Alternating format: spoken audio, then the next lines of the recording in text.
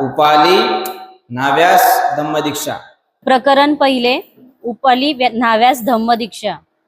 परत जात असताना उपाली न्हावी विचार करू लागला, शाक्य हे भयंकर लोक आहेत, या अलंकारासह मी परत गेलो तर मी माझ्या सोबत्यांना ठार मारते आणि त्यांचे अलंकार घेऊन पळालो असे समजून ते मला ठार मारते। मग शाक्यपुरातील हे तरुण ज्या मार्गाने गेले त्या मार्गाने मी का जाऊ नये, खरोखर मी का जाऊ नये, उपालीने स्वतःलाच विचारले आणि ते अलंकारांचे गाठोडे पाठीवरून खाली उतरून एका झाडाला ते टांगून तो म्हणाला, ज्याला हे सापडेल त्याने भेट म्हणून ते घेऊन जावे, आणि तो शाक्य तरुणांच्या मागोमाग जाण्यासाठी मागे फिरला। शाक्यांनी त्याला दुरूनच येताना पाहिले आणि ते त्याला म्हणाले, उपाली तू परत का आलास? तेव्हा त्याने आपल्याला काय वाटले ते त्यांना सांगितले। त्यावर ते म्हणाले, उपाली तू परत गेला नाहीस हे बरे केलेस, कारण शाक्य हे भयंकर लोक आहेत आणि त्यांनी तुला ठार मारले असते। आणि जेथे भगवान बुद्ध होते तेथे ते उपाली न्हाव्याला बरोबर घेऊन गेले। तेथे पोहोचल्यावर त्यांनी भगवंतांना वंदन केले आणि ते एका बाजूला बसले। याप्रमाणे बसल्यावर ते तथागतास म्हणाले, भगवंत आम्ही शाक्य गर्विष्ठ आहोत आणि हा उपाली न्हावी बऱ्याच दिवसांपासून अगरबत्त्या घेऊन बाहेर त्या पिपळा झाडाला भगवंतांनी आमच्या अगोदर त्याला आपल्या भिक्खू संघात घ्यावे, म्हणजे त्याला आम्ही योग्य तो आदर आणि मान देऊ, आणि आमच्यातील ज्येष्ठ म्हणून आम्ही त्याला हात जोडून वंदन करू, म्हणजे अशा रीतीने आमच्यातील शाक्यत्वाचा गर्व नष्ट होईल। तेव्हा तथागताने पहिल्या प्रथम उपाली न्हाव्याला प्रवज्य देऊन भिक्खू संघात सामील करून घेतले आणि त्यानंतर त्या शाक्य कुळातील तरुणांना भिक्खू संघाची दीक्षा दिली। साधो भाग 6 आपण बघत आहोत, कनिष्ठ आणि सामान्य जनांची धम्मदीक्षा। कनिष्ठ म्हणजे कोण? खालच्या जातीचे, लोअर कास्ट। अगोदर आपण कोणाची दीक्षा बघितली? Upper caste, upper class. त्याच्यामध्ये कोण कोण होते? अनाथ पिंडिक, राजा बिंबिसार, राजा प्रसेनजित, आणखी कोण पाहिलं आपण? रठ्ठपाल, यश यांची आपण दीक्षा बघितली। हे अप्पर क्लास। आता लोअर कास्ट म्हणजे कनिष्ठ, म्हणजे एकदम ज्यांना आपण थर्ड क्लास म्हणतो है ना। मग त्याच्यामध्ये कोणाची? उपाली हा कोण होता? नावी होता। नावी म्हणजे कोण? केश कर्तन करणारा, बरोबर आहे। जो नावी हा नीच जातीतील होता, त्यासोबतच सोपाक आणि सुप्पिय देखील अस्पृश्य जातीतील होते। त्यामध्ये सुमंगल, त्यामध्ये महारोगी सुप्रबुद्ध हे देखील नीच आणि अप्रतिष्ठित जातीतील। त्या काळामध्ये देखील असा उच्च नीच भेदभाव होता, कारण की भगवान बुद्धाच्या काळामध्ये वर्णभेद होता। कोणता भेद होता? वर्णभेद होता। किती किती वर्णामध्ये विभागलेला होता समाज? 4। कोणते कोणते वर्ण? ब्राह्मण, वैश्य, क्षत्रिय आणि शूद्र, बरोबर आहे। हे आपण मागच्याच दरम्यान बघितलेलं आहे। बघा, ज्यावेळेस कोण कोण दीक्षा घ्यायला निघतं? ज्यावेळी भगवान बुद्ध कपिलवस्तूला येतात। कपिलवस्तूला आल्यानंतर भगवान बुद्धाच्या संघामध्ये कोण कोण सामील होतं? आनंद, भद्दिय, आणखी कोण? अनिरुद्ध, भृगु, असे 6 जण भगवान बुद्धाच्या कपिलवस्तूमध्ये आगमन झाल्यानंतर ते काढा गाडीत ठेव, ठीक आहे। किती जणांनी दीक्षा घेतली भगवान बुद्धाच्या वेळेस कपिलवस्तूला आगमन झालं? 6 जणांनी। तशी 6 मुख्य या ठिकाणी नाव आलेले। भगवान बुद्ध ज्यावेळेस कपिलवस्तूला आले त्यावेळेस खूप जणांनी दीक्षा घेतली, बरोबर आहे। अनेकांनी दीक्षा घेतली, पण त्यामध्ये जे राजकुळातील होते, शाक्य वंशातील होते, त्यापैकी काही महत्वाच्या कुळांची नाव या ठिकाणी उल्लेखलेली आहे। बघा, ज्यावेळेस अनिरुद्ध, बद्दीय, आणखी कोण, आनंद, देवदत्त हे ज्यावेळेस दीक्षा घ्यायला निघाले त्यांच्यासोबत उपाली देखील होता, परंतु सर्वांना त्यांनी उपालीला थांबवलं की आमचे हे जे अलंकाराचे वस्त्र आहेत ना तू सांभाळून ठेव, वाटल्यास तुलाच राहू दे. पण उपालीला वाटलं तात्पुरतं बरं वाटलं, ठीक आहे आपण स्वीकार करू. पण उपालीने परत विचार केला, आपण जर यांचं असं गाठोडं घेऊन जर कपिल वस्तूला परत गेलो तर लोक आपल्याला काय म्हणतील, चोर आहे, आमच्या मुलाला का मारलं काय, आमच्या मुलाला कुठं गाडलं काय, आमच्या मुलाची काय हत्या केली का, म्हणून तो त्यांचे राजपुरुषी वस्त्र आणि अलंकार घेऊन आला, असं त्या उपालीला वाटलं. मग त्यांनी जे वस्त्र आणि अलंकार झाडाला लटकवलेले होते तिथं सोडला त्याने आणि तो त्यांच्यासोबत निघाला. अर्ध्या वाट्यामध्ये त्यांना गाठलं आणि उपालीला विचारतात ते, अरे उपाली परत तू आला, तुला पण दीक्षा घ्यायची? उपाली म्हणतो, हो मला पण दीक्षा घ्यायची. मग सर्व ते शाक्य राजकुमार त्या उपालीला समोर करतात, भगवान आम्ही शाक्य लोक आहोत, आमच्यामध्ये जातीचा गर्व आहे ना, क्षत्रिय कुळाचा गर्व आहे आणि त्यासोबतच आम्ही राजकुमार राजवंशातील आहोत, त्याच्यामुळे आम्हाला आणखी जास्त गर्व आहे. आणि भिक्षू बनल्यानंतर तर गर्व सोडावा लागतो, अहंकार सोडावा लागतो, मीपणा त्यागावा लागतो. म्हणून म्हणते भगवान आमची अशी विनंती आहे की या नीच जातीतील नावी उपालीला आपण जर प्रथम दीक्षा दिली तर आम्ही तुमच्यासोबतच त्याचं देखील वंदन करू, अभिवादन करू आणि ज्यामुळे आमचा अहंकार, गर्व, मीपणा आमचा सगळा नष्ट होईल. बघा किती चांगले लोक होते त्या काळातले लोक, फारच खरं बोलायचे, सत्य बोलायचे, जसं आहे तसंच बोलायचे, त्याच्यामध्ये थोडंसही चेंज नाही करायचं. त्यामुळे भगवान बुद्धाच्या त्याला सांगितलं होतं मी, ते हे न्या बाहेर न्या, त्या पण घेऊन जा.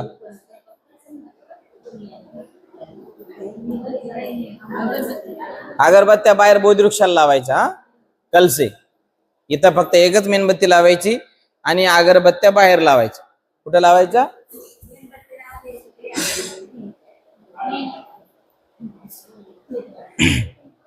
हाँ, कहा था मैं, यही था. तर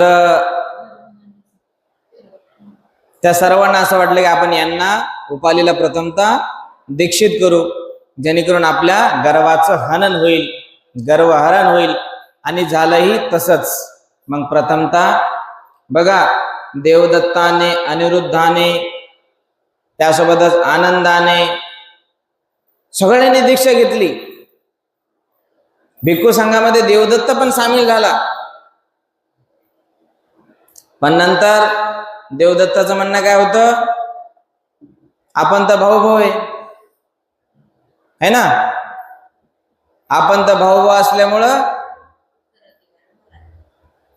तू काय कर, तू बुद्ध राहा, पण सगळा संघ कोण सांभाळल? मी सांभाळणार, मी सांभाळणार. परंतु भगवान बुद्ध म्हणतात, नाही देवदत्त असं करू नकोस. आणि भगवान बुद्धाने देवदत्त आणि देवदत्ताच्या भिक्खू संघाला आपल्या भिक्खू संघामधून बाहेर काढलं, हद्दपार केलं, तळीपार केलं. परंतु त्यासोबत भगवान बुद्धाच्या कुळातील एकही माणूस गेला नाही. त्यामध्ये अनिरुद्ध असेल की आनंद असेल की आणखी कोणी बद्दीय राजा असेल, कोणीही गेलं नाही. सांगायचं तात्पर्य काय, अशा पद्धतीने उपाली नावाची प्रथमतः दीक्षा झाली. कशामुळे दीक्षा झाली त्यांची? कनिष्ठ जातीचा होता म्हणून तर झालंच, परंतु भगवान बुद्धाने त्याला प्रथमतः का दीक्षा दिली? शाक्य लोकांचा गर्व कमी व्हावा, अहंकार कमी व्हावा, या उद्देशाने भगवान बुद्धाने प्रथमतः त्याला दीक्षित केलं. पुढे सुनीत नावाच्या भंग्याची धम्मदीक्षा वाचा. सुनीत नावाच्या भंग्यास धम्मदीक्षा. राजगृहात सुनीत नावाचा एक भंगी राहत. लोकांनी रस्त्यावर टाकलेला केक कचरा व घाण काढणारा रस्त्यावरील झाडूवाला म्हणून काम करून तो आपला उदरनिर्वाह करीत असतो. हलका आणि पिढीजात असा त्याचा धंदा होता. एके दिवशी पहाटे भगवंत उठले. त्यांनी चिवर धारण केले व बऱ्याचशा भिक्खूंसह भिक्षा मागण्यासाठी ते राजगृहात गेले. यावेळी सुनीत रस्ता झाडी कचऱ्याचे व घाणीचे गोळा करीत होता व ते टोपलीत भरून हातगाडीवर ओढीत नेत होता. आणि ज्यावेळी त्याने भगवंतांना आणि त्यांच्या मागून चालणाऱ्या भिक्खुगणांना येताना पाहिले, त्यावेळी त्याचे अंतःकरण आनंदाने भरून गेले. परंतु त्याला त्यांची भीतीही वाटली. लपून राहण्यास रस्त्यावर जागा न मिळाल्यामुळे त्याने आपल्या गाडीचे जोखड भिंतीच्या एका वाकणावर ठेवले व तो भिंतीला चिकटून उभा राहिला आणि हात जोडून त्याने भगवंतांना नमस्कार केला.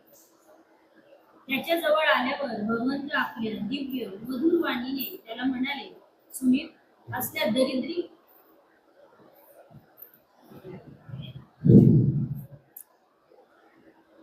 त्याच्या जवळ आल्यावर भगवंत आपल्या दिव्य मधुर वाणीने त्याला म्हणाले, सुनीत, असल्या दरिद्री जिण्याचा तुला काय उपयोग आहे? गृहत्याग करून तू माझ्या संघात येतोस का?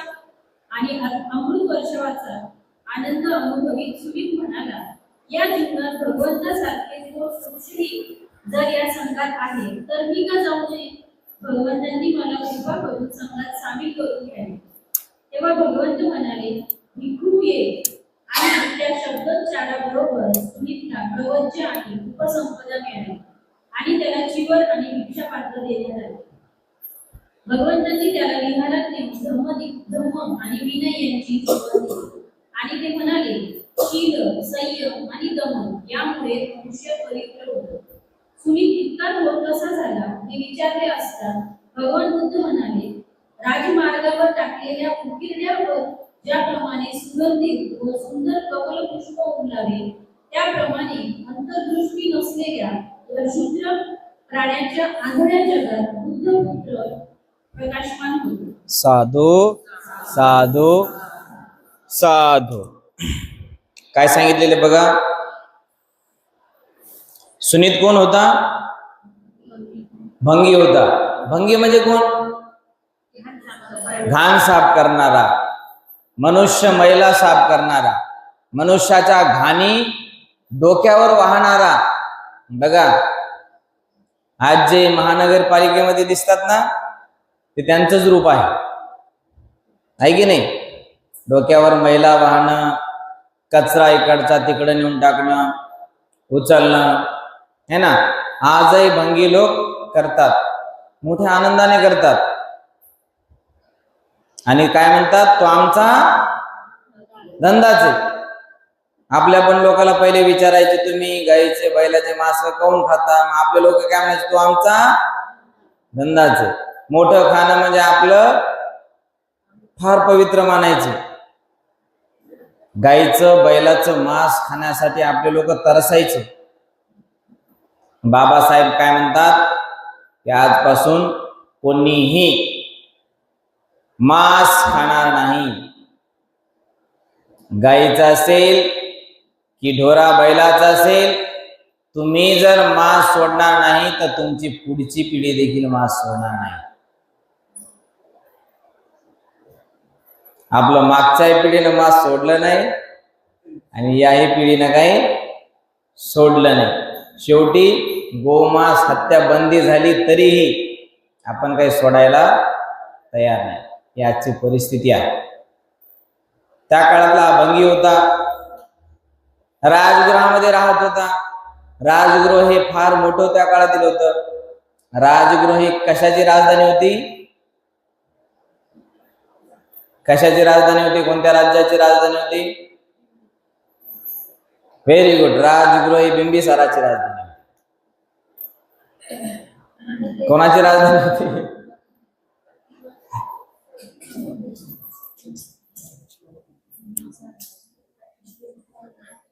हॅलो, लाईट गेली. ठीक आहे, असंच समजून घेऊ. आज आपण इथंच थांबू. ठीक आहे. सुनीत होता, ऐका. जो सुनीत होता तो राजगृहाचे रस्ते झाडायचा, मैला विष्ठा घाण सर्व उचलायचा.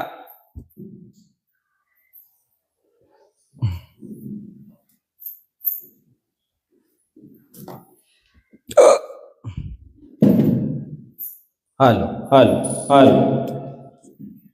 त्याला त्याच्यामध्ये खूप आनंद व्हायचा. राजगृह ही त्या काळामध्ये मगधाची राजधानी होती आणि सुनीत नावाचा भंगी होता. त्याला या कामामध्ये खूप आनंद यायचा. तो नित्य नियमाने रोज सकाळी उठायचा, रस्ते झाडायचा, गाव नगर सगळे साफ करायचा. पण एके प्रसंगी भगवान बुद्ध राजगृहामध्ये आले. राजगृहामध्ये येतात तर प्रचंड मोठ्या भिक्खू संघाच्या लाईन मध्ये शिस्तबद्ध, विनयशील, शुद्ध पद्धतीने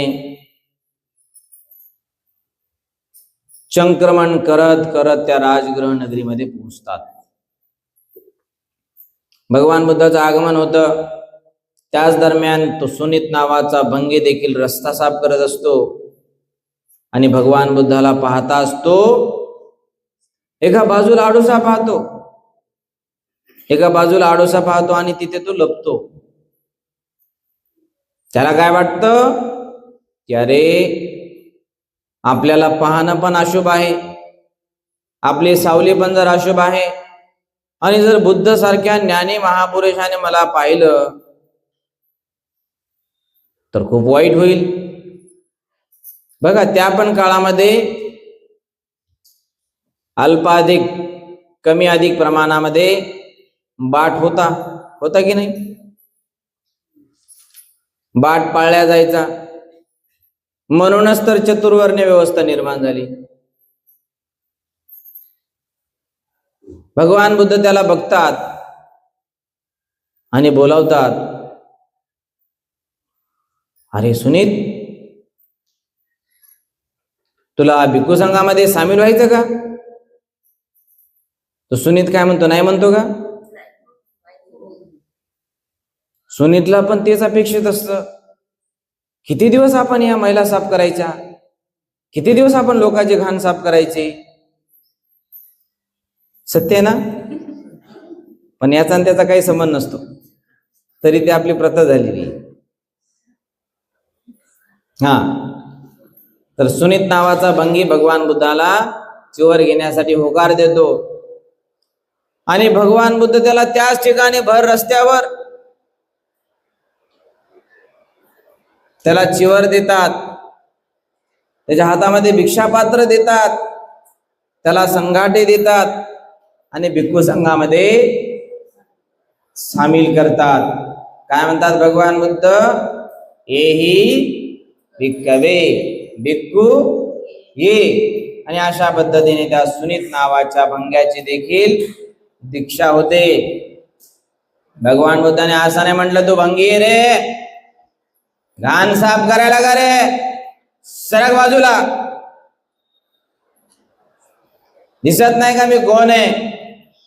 भगवान बुद्धाने असा कधी ऍटिट्यूड दाखवला नाही. भगवान बुद्धाने असं जर म्हणलं असतं तर बुद्ध म्हणले देखील नसते. भगवान बुद्धाने सर्वांना समान लेखलं. बरोबर आहे? उच्च असेल की नीच असेल, माझ्या धम्मामध्ये सर्व समान आहेत. आपली प्रतिज्ञा देखील काय सांगते की मी सर्वांना समान मानेन, मी विषमता नष्ट करायचा प्रयत्न करील आणि समता स्थापन करायचा प्रयत्न करील. तर या माध्यमातून आपल्याला विषमता दूर होताना आणि भगवान बुद्ध समता प्रतिष्ठापना करताना आपल्याला दिसत आहे. ठीक आहे, नेक्स्ट. वाचा. सोपाक आणि सुप्पी या अस्पृश्यांना धम्मदीक्षा.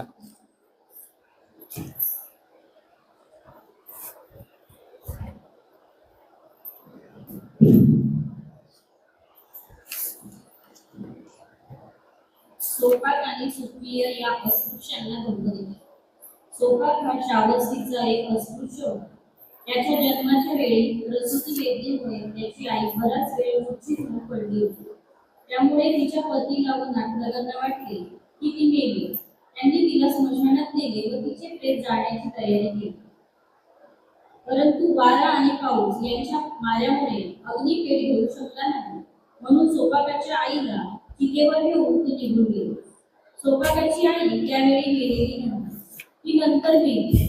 मृत्यूपूर्वी तिने मुलाला जन्म दिला. स्मशानाच्या पहारेकऱ्याने त्या मुलाला दत्तक घेतले आणि सुप्रिय नावाच्या स्वतःच्या मुलाबरोबरच त्याचेही पालन पोषण केले.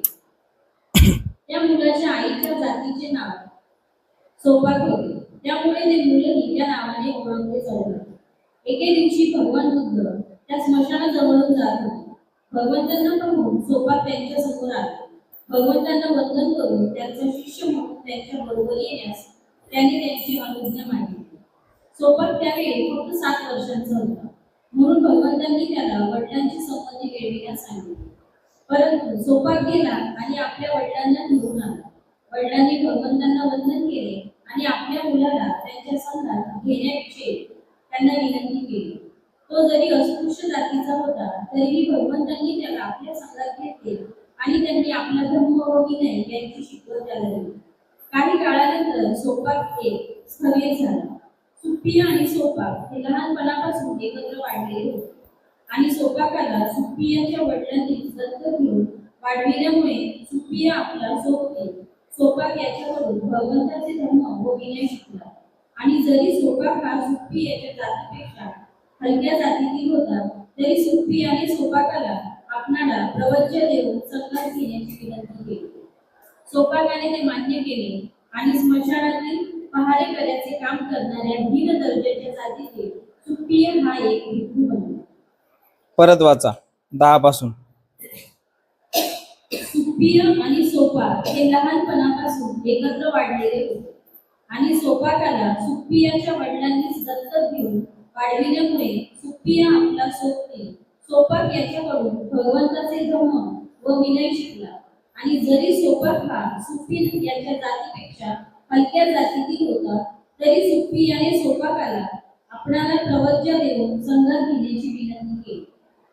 सोपाकाने ते मान्य केले आणि स्मशानातील पहारेकऱ्याचे काम करणाऱ्या हीन दर्जाच्या जातीतील सुप्रिय हा एक भिक्खू बनला. साधू. मोठी जात म्हणण्यापेक्षा दोघे कोण होते? अस्पृश्य होते. अस्पृश्य म्हणजे कोण होते? अनटचेबल. अनटचेबल म्हणजे कोण होते? ज्यांना स्पर्श करणे देखील वर्ज्य मानले जाईल. स्पृश्य म्हणजे कोण? स्पृश्य म्हणजे कोण? टचेबल. ज्यांना स्पर्श करणे पुण्य मानले जायचे. आणि अनटचेबल म्हणजे ज्यांना स्पर्श करणे पाप मानले जायचे. तर अशा जातीतील दोघेही अस्पृश्य कुळातील होते. दोघे कुठं राहत होते? कुठं राहत होते? श्रावस्तीला राहत होते, है ना. तर श्रावस्तीला राहत असताना सोपाकाची आई बिमार पडली आणि ती गर्भावस्थेमध्ये होती. सोपाकाची आई काय होती? गर्भावस्थेमध्ये होती. 9वा महिना काही दिवस तिला भरलेले होते. परंतु काहीतरी कारणवश तिला झटका आला. ती मूर्छित पडली, बेशुद्ध झाली. काय झाली? बेशुद्ध झाली. लोकांना काय वाटलं? आता ही मेली. मग लोकांनी काय केलं? तिला तिरडीवर ठेवलं आणि अग्नी डागाच्या तयारीला लागले. चिता रचली आणि चिता रचून तिला चितेवर जाळायचा प्रयत्न केला. बघा,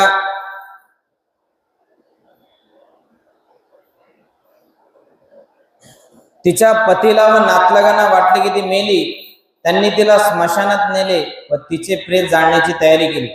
परंतु वारा आणि पाऊस यांच्या माऱ्यामुळे अग्नी पेट घेऊ शकला नाही, म्हणून सोपाकाच्या आईला चितेवर ठेवून ते निघून गेले.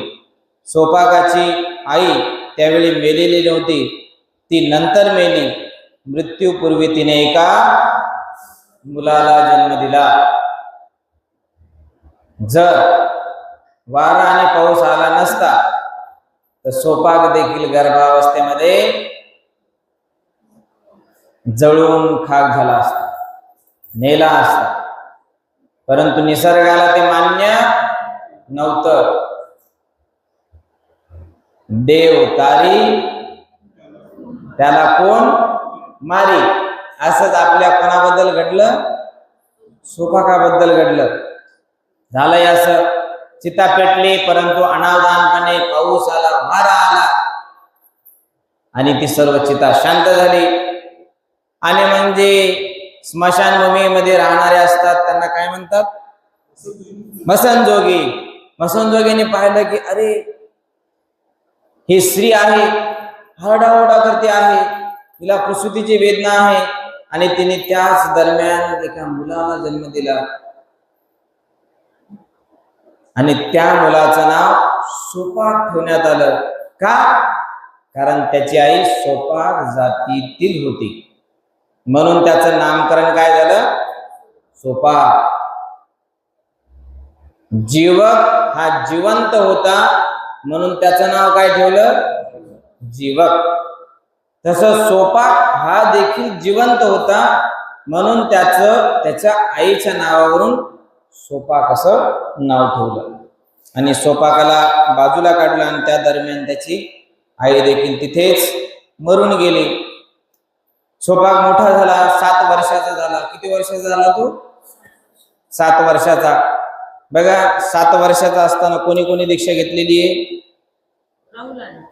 राहुलाने घेतलेली आहे, सुनीतनं घेतलेली आहे, सोपाक सुप्पियेने घेतलेली आहे, त्याचबरोबर शिवलीनं देखील घेतलेली आहे. भगवान बुद्धाच्या काळातील जे भिक्षू होता, कोण होता? शिवली. मी 16व्या वर्षी घेतलेली आहे. हे पण लिहून घ्या. हा काय?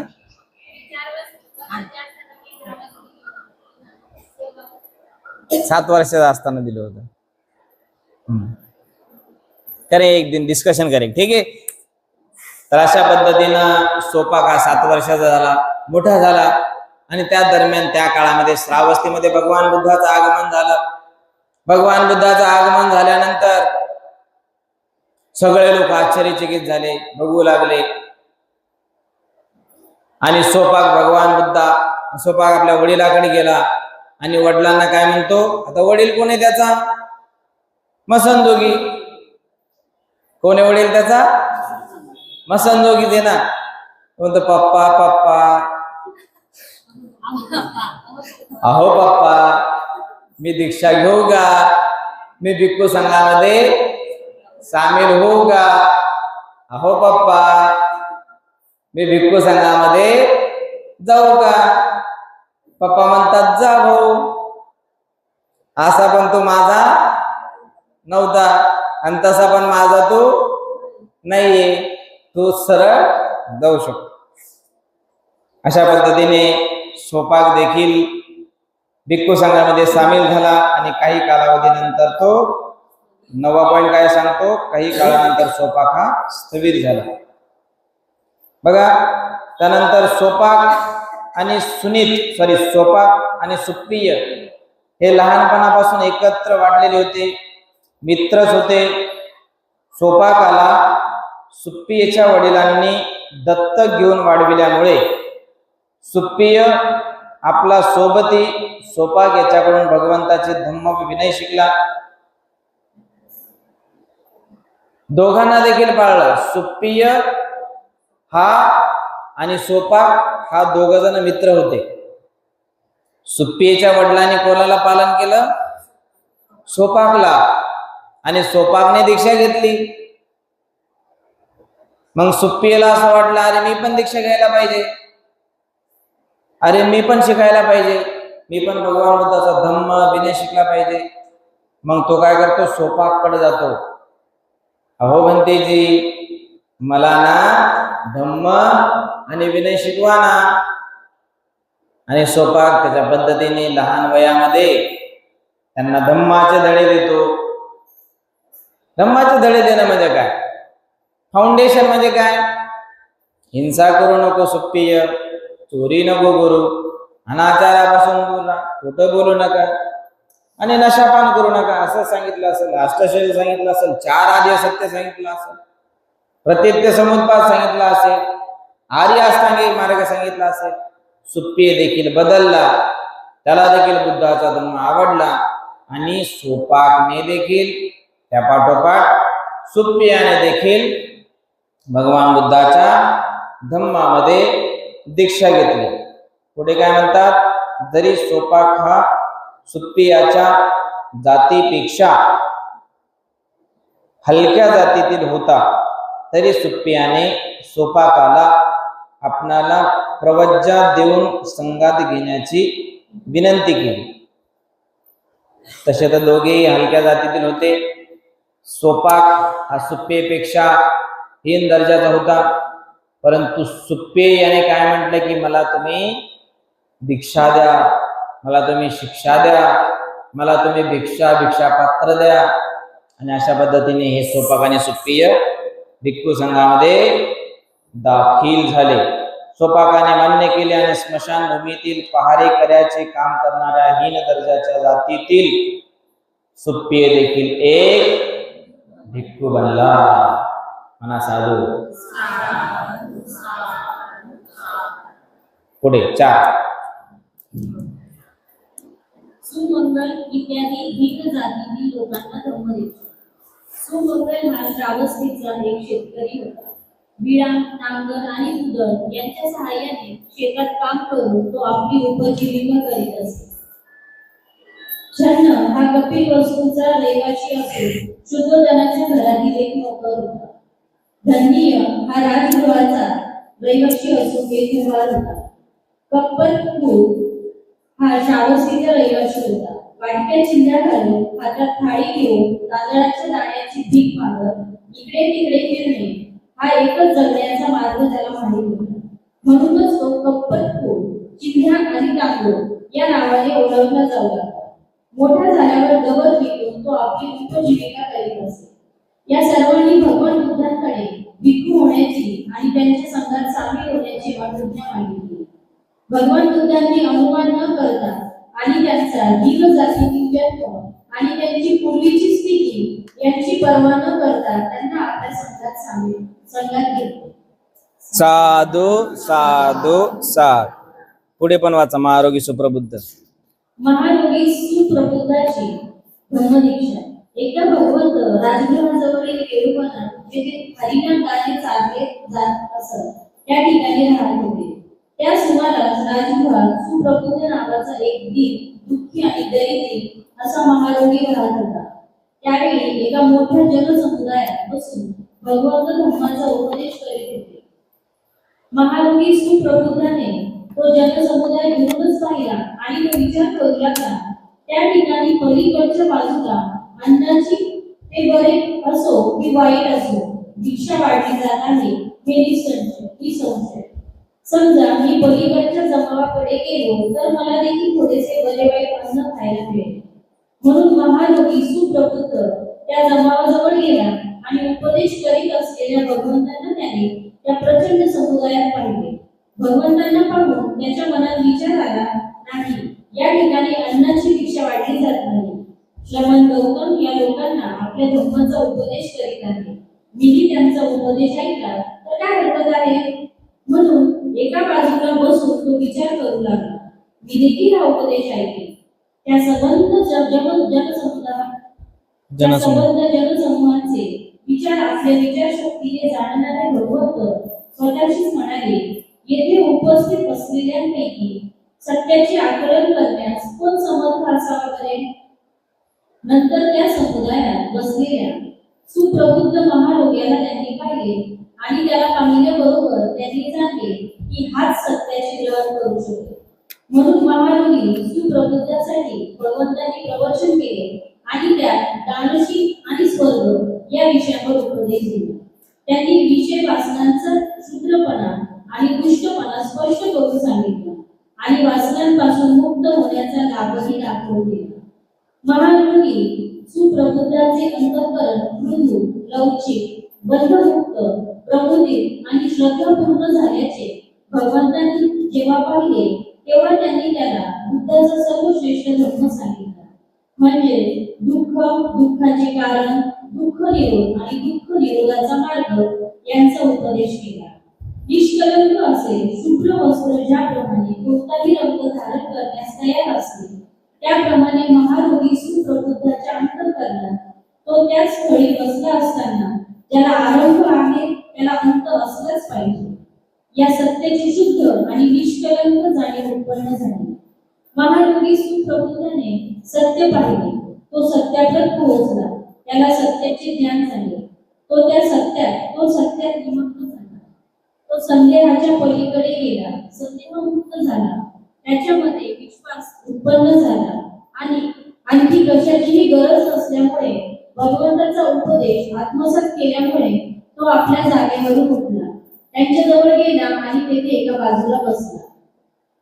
याप्रमाणे बसल्यानंतर तो भगवंतांना म्हणाला, सर्वोत्तम हे भगवान सर्वोत्तम, ज्याप्रमाणे पतिताला वर उचलावे, लपलेल्याला शोधून काढावे, गांभरून गेलेल्याला मार्ग दाखवावा आणि ज्यांना पाहण्याची इच्छा आहे त्यांना साकार पदार्थ पाहता येतील असे म्हणून अंधारात प्रकाश दाखवावा, त्याप्रमाणे भगवंतांनी निरनिराळ्या पद्धतीने सत्याचे विवरण केले. मी देखील बुद्ध, धम्म आणि संघ यांना शरण आलो आहे. या क्षणापासून आयुष्याच्या अंतापर्यंत आपला शरणागत उपासक करून भगवंतांनी माझा स्वीकार करावा. नंतर भगवंतांच्या पवित्र वाणीने चैतन्ययुक्त, सिद्ध आणि जागृत झालेल्या व समाधान पावलेल्या महारोगी सुप्रबुद्धाने भगवंतांच्या उपदेशाचे स्तुतीपूर्वक स्वागत करून त्यांचे आभार मानले आणि आपल्या जागेवरून उठून भगवंतांना वंदन करून तो तेथून निघून गेला.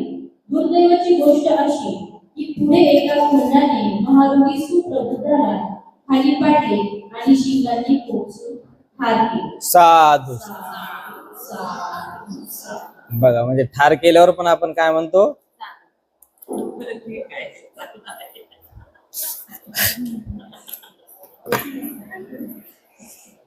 खर तर त्याला सुप्रबुद्धाला आपण श्रद्धांजली व्हायला पाहिजे ना.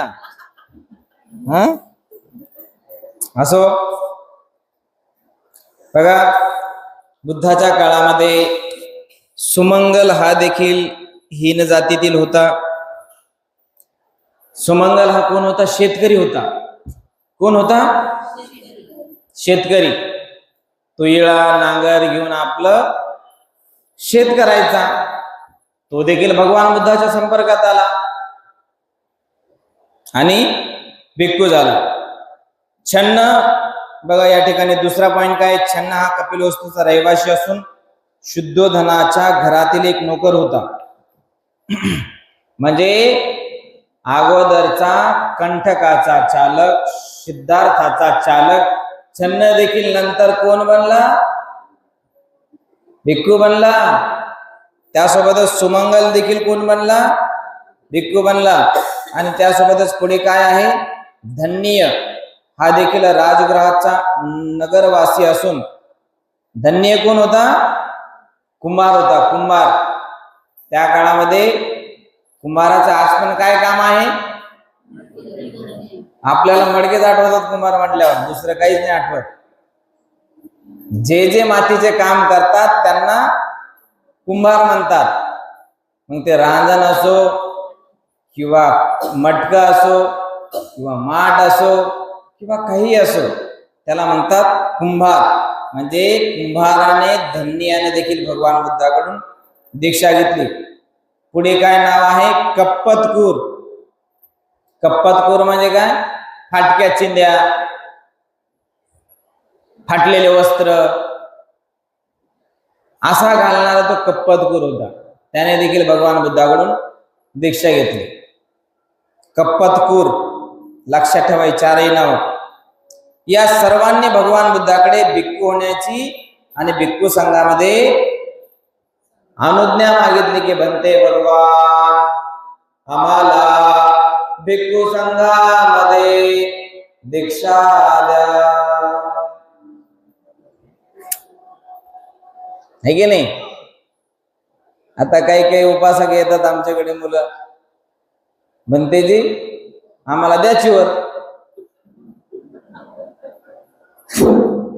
बनतेजी आम्हाला चिवर कधी देता? म्हणजे आपण सरळ सरळ त्या चिवरचा देखील अपमान करत आहोत. पुढे महारोगी सुप्रबुद्धाने देखील दीक्षा घेतली. महारोगी सुप्रबुद्ध हा कोण होता? महारोगी होता. महारोगी म्हणजे कोण होता? पॅरालाइज. बरोबर आहे. कुष्ठरोग. काय? कुष्ठरोग म्हणजे कोणता रोग?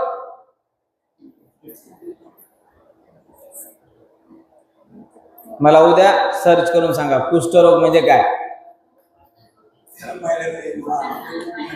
हा, ज्याच्या हाता पायाला फोडं फोडं येतात. बरोबर आहे. इथं फोडं, इथं फोडं, इथं फोडं, इथं फोडं. तुम्हाला असतील ना एखादा असा दिसला असेल ना माणूस, छोट्या छोट्या पुंशा, मोठ्या मोठ्या पुंशा आहे ना, त्या मोहरीच्या दाण्या एवढाल्या, मग नंतर त्याच वाढत वाढत वाटाण्याच्या दाण्या एवढाल्या, मग शेंगदाण्याच्या दाण्या एवढाल्या, मग आणखी काय त्यांचे असे बोट होतात. कोणता आहे? हा, आय नावाचा पिक्चर आहे. हा, तर अशा पद्धतीचा एखाद्याला रोग होतो.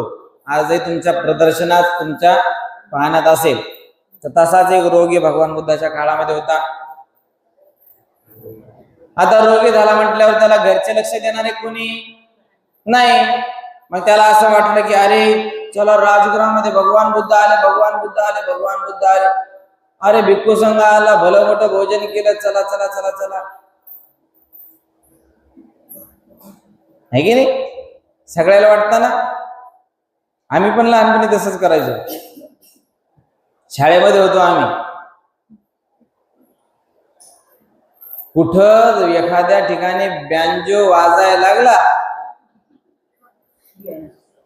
की आमची हॉस्टेलची गँग सारी पूर्ण तिथं पडायची. आम्ही सगळे तिथं भोजनासाठी हजर.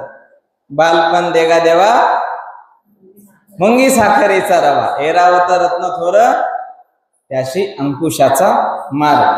असो, म्हणजे मी पण महारोगी सारखाच होतो. तर महारोगीला असं वाटलं की चला भिक्खू संघ आलेला आहे, त्यांना भोजन दान देत आहेत, जाऊ द्या, त्यांचं तर मिळणार नाही पण त्यांचं उरलेलं तरी आपल्याला खायला भेटन. पुस्त का होईना, आपला महाराष्ट्र करा कष्ट. असो, सुप्रबुद्धाला वाटलं की आपण थोडंफार या ठिकाणी काहीतरी मिळेल म्हणून त्या आशाने गेला. आणि भगवान बुद्ध तिथं भोजन वगैरे करून भगवान बुद्ध भिक्खू संघाला प्रवचन करीत होते. शिलाबद्दल, शील पालन करा, ज्ञानाबद्दल प्रज्ञा पालन करा, समाधी सांगत होते. आणि हा सर्व शांत बसून ऐकत होता. त्याला असं वाटलं की अरे वा, भगवान बुद्ध इथं केवळ अन्नच देत नाही तर ज्ञान देखील देत आहे. भगवान बुद्ध इथं आपल्याला केवळ अन्नदानच देत नाही तर धम्मदान देत आहेत, ज्ञानदान देत आहेत, आणि आपण ते ग्रहण केलं पाहिजे. म्हणून त्यांनी खुली बुद्धी ठेवून, मन खुलं ठेवून, कान खुले करून भगवान बुद्धाशी एकरूप झाला. ऐकत ऐकत तो श्रोतापन्न झाला. मग भगवान बुद्धाला असं वाटलं की अरे इथं लय मोठा भिक्खू संघ आहे. किती आहे? भरपूर भिक्खू आहेत, पण या भिक्खूमध्ये माझं प्रवचन ग्रहण केलेला, माझं प्रवचन ऐकलेला आणि धारण करणारा असा कोणता माणूस आहे? मग भगवान बुद्ध दिव्य चक्षुने दिव्य नेत्राने पाहतात की सुप्रबुद्धाने माझं प्रवचन जशास तसं ऐकलं, श्रवण केलं, धारण केलं. कसं? जसं शुद्ध पांढरं वस्त्र निळीमध्ये बुडवल्याबरोबर, बाहेर काढल्याबरोबर काय धारण करतं? ते निळ धारण करतं. जसं शुद्ध वस्त्र एखाद्या लाल रंगामध्ये बुडवलं, बाहेर काढल्यानंतर काय धारण करतं? रंग लाल. त्याच पद्धतीने सुप्रबुद्धा भगवान बुद्धाचं प्रवचन ऐकता ऐकता एवढा तल्लीन झाला, भगवान बुद्धामध्ये तो बुडून गेला, भगवान बुद्धाच्या ज्ञानामध्ये बुडून गेला आणि बाहेर निघतो तो धम्म गंगेमध्ये न्हाऊन निघाला होता. सुप्रबुद्ध बदलला, चेंज झाला आणि काय म्हणतो? वा साधू साधू साधू म्हणते भगवान, मी बुद्धाला शरण येत आहे, मला धम्माला शरण येत आहे, मी संघाला शरण येत आहे, मला आजीवन उपासक म्हणून ग्रहण करा. आणि अशा पद्धतीने सुप्रबुद्ध भिक्खू बनला. भिक्खू बनला का उपासक राहिला? भिक्खू बनला, उपासकच होता ना तो. आजीवन उपासक म्हणून त्याने ग्रहण केलं होतं. बघा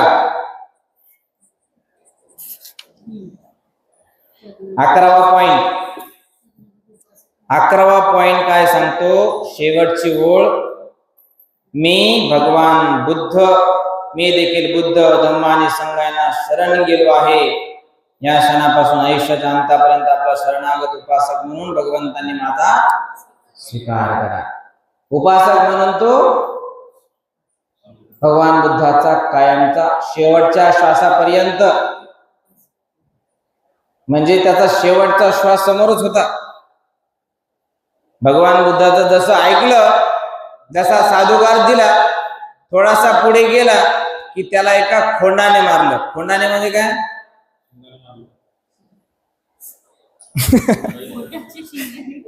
पण खोंड म्हणजे काय? बैल. बरोबर आहे. बैल म्हणजे कोणता? उधळ्या बैल. त्याला काहीतरी म्हणतात ना दुसरे का? सांड, कठाळ्या. यस. सुप्रबुद्धाने ऐकलं, प्रवचन ऐकून तो बाहेर गेला, तर त्याला एका कठाळ्याने मारून टाकलं आणि बिचारा अशा पद्धतीने सुप्रबुद्ध जागीच मेला. हो, आज पण अशा कथा ऐकता ना तुम्ही? कधी कधी मारतात, काही लोक कठाळ्याला मारतात आणि काही कठाळे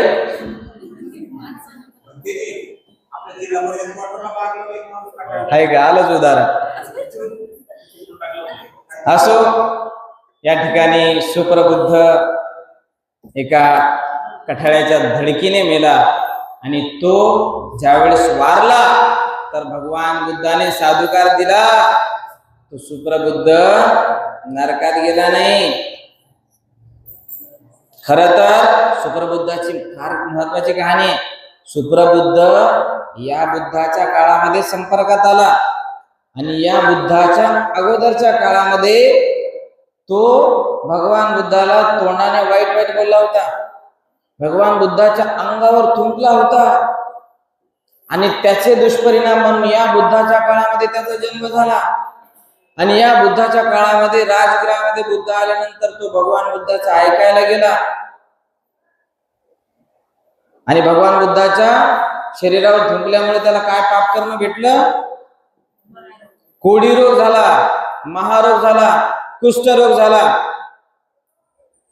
बरोबर आहे. सगळ्या अंगावर असे फोड आले होते आणि अशा अवस्थेमध्ये भगवान बुद्धाचं श्रवण केलं.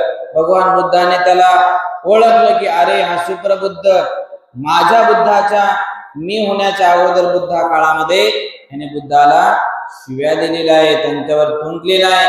याला पाप कर्मातून मुक्त केलं पाहिजे. याचं चित्त शुद्ध आहे, याचं मन शुद्ध आहे, याला धम्म दिला पाहिजे, याला धम्माचं दान दिले पाहिजे. भगवान बुद्धाने त्या शुक्रबुद्धाला दुःख काय, समुदय काय, निरोध काय, चार आर्य सत्य काय, आर्य अष्टांगिक मार्ग काय समजावून सांगितलं. त्याचं चित्त शुभ्र, शुक्ल, सत्य, मैत्री, करुणा, मुदितेने युक्त झालं आणि त्याने सर्व बुद्धाचं ग्रहण केलं. शुद्ध झालं चित्त, श्रोतापन्न झाला. म्हणजे श्रोतापन्न झालेला माणूस कधीही जीवनामध्ये दुर्गतीला जात नाही, अपायगतीला जात नाही, अविचीला जात नाही.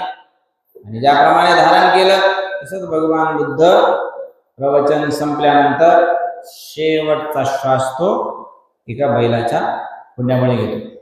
बघा, जर तो बुद्धाच्या संपर्कात आला नसता तर या मृत्यूनंतर देखील तो तसाच जशाला तसा नरकामध्येच हिचत पडला असता. म्हणून आपलं एक कर्म शुद्ध ठेवा. कोणाला पाण्यात पाहू, कोणाच्या अंगावर थुंकू, बरोबर आहे ना, कधी कोणाला वाईट बोलू नका. याचे तुम्हालाच कधी ना कधी या ना पुढच्या जीवनामध्ये तुम्हाला तुमच्या कर्माचे फळ भोगायला मिळतील, फळ खायला मिळतील. हे तुमच्यावर अवलंबून आहे. एवढंच या ठिकाणी आज कथन करतो.